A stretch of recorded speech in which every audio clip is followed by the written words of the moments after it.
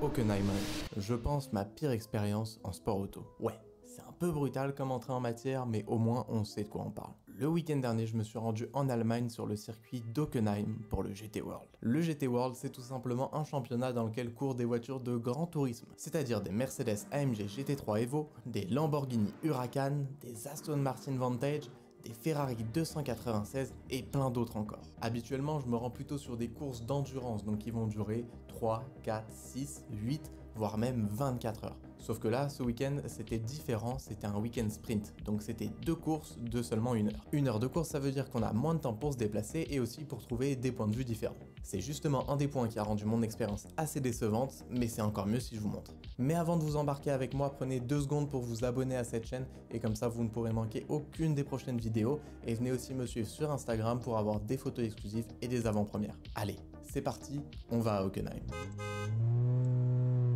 Ça y est, on y est, nous voilà en Allemagne. Donc là, on est à la tribune au niveau du virage 12-13. Je pense que je vais passer pas mal de temps ici parce que déjà, on est à l'ombre et avec la chaleur qu'il fait, on n'est pas trop mal. Et ensuite, la structure de la tribune en elle-même est assez intéressante. Ça permet de faire pas mal de choses et en plus de jouer avec les spectateurs pour venir apporter un premier champ à l'image comme vous êtes en train de voir.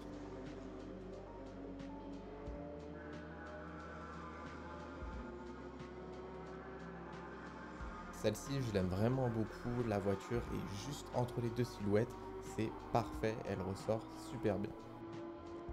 Sur celle-ci, je suis un tout petit peu en retard, mais la voiture est tellement agressive que j'ai décidé quand même que j'allais vous la partager. Maintenant, on se retrouve sur le départ de la course 1 de GT3. Donc là, j'ai juste mitraillé tout simplement en me mettant le plus bas possible pour vraiment avoir un point de vue agressif des voitures. Et la seule que j'ai pu garder, parce que c'était la seule qui était bien, c'était avec les voitures en première ligne, parce qu'après, c'est un bordel pas possible.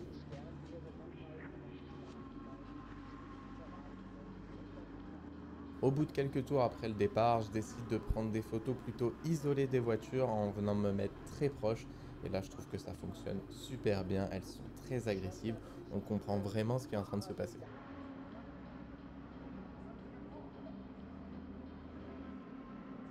Je suis remonté pour avoir un peu plus de hauteur. Et retenez bien, la photo que vous allez voir, ça va être mon money shot un petit peu plus tard avec d'autres voitures.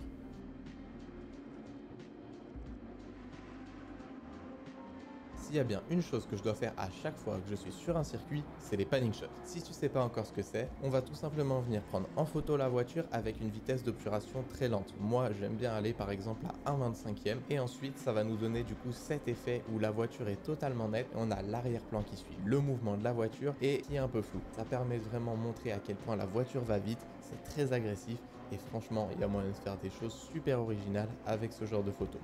Vous allez voir un petit peu plus tard, j'ai voulu essayer des choses, ça n'a pas forcément toujours fonctionné. Cette tribune, elle était assez gigantesque, donc ça permettait d'avoir vraiment pas mal de points différents en restant à peu près au même endroit. Et là, on a l'arrivée sur le vibreur juste avant la ligne droite de départ à arriver. Ça permet de faire des super shots. Et en plus, si vous êtes un petit peu patient, avec un peu de chance, il y en a quelques-uns qui ratent leur virage et qui finissent dans le bac à gravier pour avoir un petit peu d'effet waouh sur vos photos.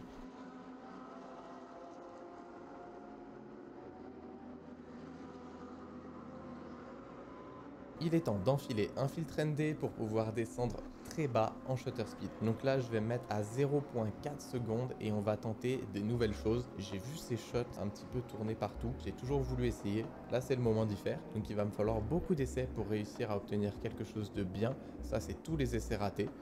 Et franchement, ça vend pas du rêve.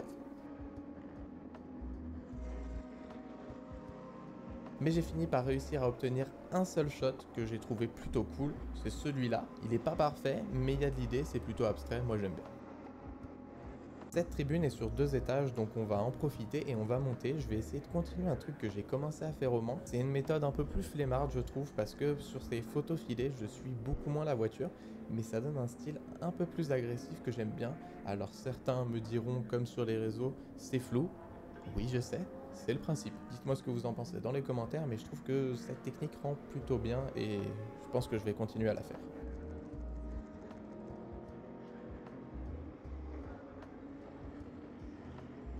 Des fois, il faut pas aller chercher très loin pour trouver des nouvelles idées de photos. Là pour le coup, je vais simplement m'accroupir et on va avoir accès à un autre angle sur la piste et on découvre une nouvelle facette du virage. On est en plein cœur du virage 9, donc là je vais venir faire un petit câlin à la barrière pour vraiment pouvoir être au plus proche parce que dans quelques instants, on a le départ de la course de GT4. Malheureusement, ces photos dans ma tête allaient rendre plutôt bien, mais au final, je voyais tellement rien et c'était à nouveau encore une fois un bordel comme le départ de la course de GT3. Donc au final, les photos, c'est juste un immense bazar. Je les ai même pas retouchées.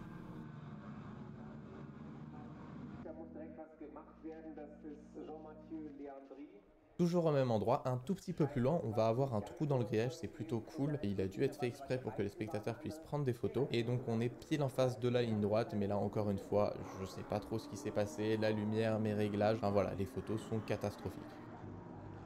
Au bout de plusieurs tours, les voitures sont beaucoup plus éparses sur la piste, donc ça va nous permettre d'avoir des paquets de voitures de manière plus lisible, on va dire. Et là, j'ai pu avoir cette Mercedes incroyable, un petit dinosaure, moi j'adore. Toutes les photos que vous voyez pendant cette vidéo ont été retouchées avec mon pack de presets qui sera bientôt disponible, donc restez connectés pour être au courant de sa date de sortie. Cette tribune est quand même plus intéressante que l'autre parce qu'elle est tellement grande et avec les différentes hauteurs, ça permet d'avoir accès à pas mal de virages. Et donc là, je vais tout simplement viser en direction de la ligne droite entre le virage 7 et le virage 8 pour avoir les voitures qui arrivent en pleine ligne droite. C'est vraiment sympa. Je vous l'ai dit, ce spot, je l'adore, je viens de faire mon money shot dessus. Cette Lamborghini est juste incroyable avec la composition qui colle super bien. On a aussi la petite Aston Martin qui va justement arriver sur le vibreur. Vraiment, ce spot, c'est un vrai banger. Je vais retourner faire un petit peu de close shot, donc comme tout à l'heure, je viens vraiment me mettre au plus proche de la piste. Et là, on doit être à peu près à la mi-course, donc je vais pouvoir en profiter par la suite pour pouvoir me tourner et avoir les voitures qui rentrent dans la pit lane pour venir faire le changement de pilote. Et du coup, si je me tourne encore un tout petit peu, et ben j'ai la réaccélération sur le dernier virage avec cette Lamborghini. L'arrière est juste incroyable.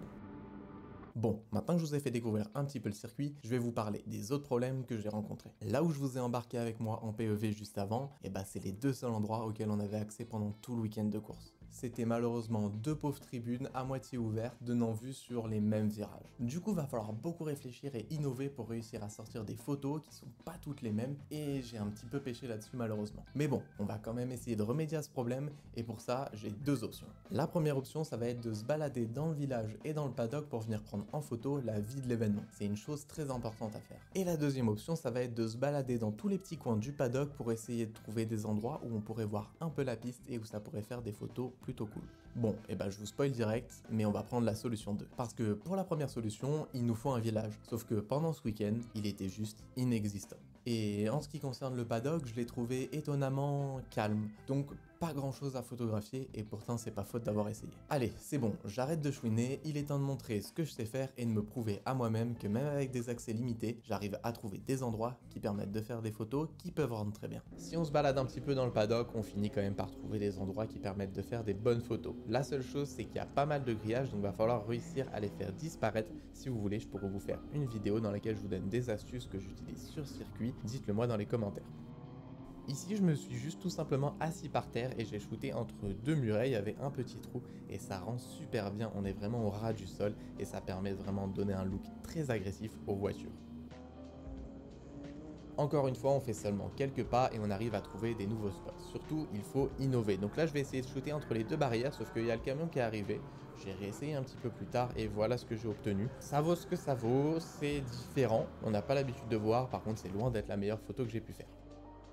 En continuant dans le paddock, je me suis retrouvé juste après le virage 1, donc on va sortir le 24-70, je vais me mettre à f2.8 et on va tout simplement faire plein de photos filées. Là, il n'y a pas vraiment de secret, je suis à 1/40e de seconde et il faut juste essayer avec la plus grande ouverture pour faire disparaître le grillage et puis essayer d'avoir la photo parfaite. Le shot que j'essayais d'avoir mais que malheureusement j'ai eu qu'à moitié parce que je suis pas tout à fait satisfait, c'est d'avoir une voiture qui est vraiment sur sa trajectoire de course et en même temps une deuxième qui sort directement des stands. Voilà la photo, celle qui est derrière est pas tout à fait en focus donc je suis pas tout à fait satisfait mais j'ai pas réussi à obtenir mieux malheureusement. On a aussi pu avoir accès à la pitlane, sauf que malheureusement les rushs GoPro ont été corrompus. Donc voilà, 2 petites photos que je trouve sympas que j'ai pu réaliser là-bas. On a eu le droit aussi à un pistol practice, donc je vais vous laisser avec quelques images. Mais retenez que même si vous avez peu d'accès, vous pouvez toujours trouver des endroits très cool pour faire des photos.